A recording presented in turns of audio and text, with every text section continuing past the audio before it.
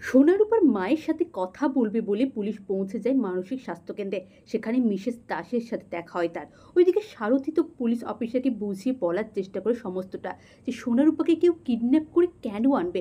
সোনারূপা তো ওদের মায়ের সাথেই মোহনপুরে এসেছে। আমি খুব ভালো করে জানি ওদের মা দীপা দিদি।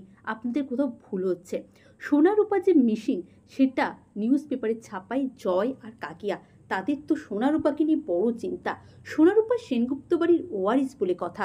ওইদিকে দীপাকে জিজ্ঞাসাবাদ করার জন্যই পুলিশ পৌঁছে যায় মানসিক স্বাস্থ্যকেন্দ্রে। কিন্তু দীপার তো সেখানে পরিচয় গোপন করা আছে। সেখানে তো ওর নাম উর্মি।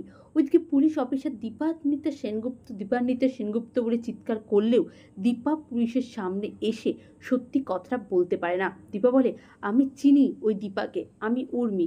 আপনারা বলুন না কি হয়েছে, আপনি সমস্ত কথার উত্তর দিতে আপনাদেরকে পারবো।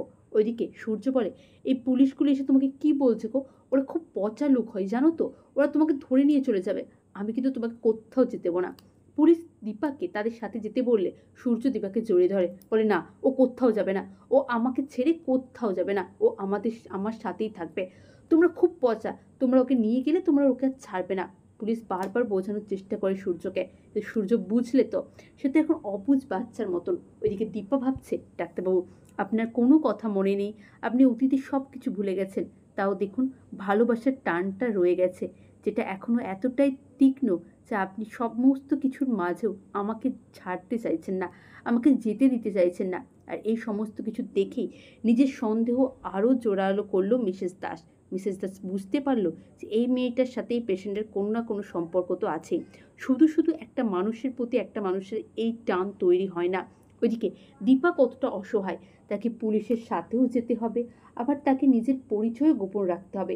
কি করে সমস্ত দিক সামলাতে পারবে দীপা? হ্যাঁ বন্ধুরা, আপনাদের কি মনে হয় অবশ্যই কমেন্ট করে জানান। কেমন লাগছে অনুরাগের ছোঁয়ার প্রতিটি পর্ব? এমনটা হলে আপনাদের কেমন লাগবে অবশ্যই জানাবেন। চ্যানেল নতুন হলে চ্যানেলটা সাবস্ক্রাইব করবেন, ভিডিওতে লাইক করবেন, আর অবশ্যই একটা কমেন্ট করবেন।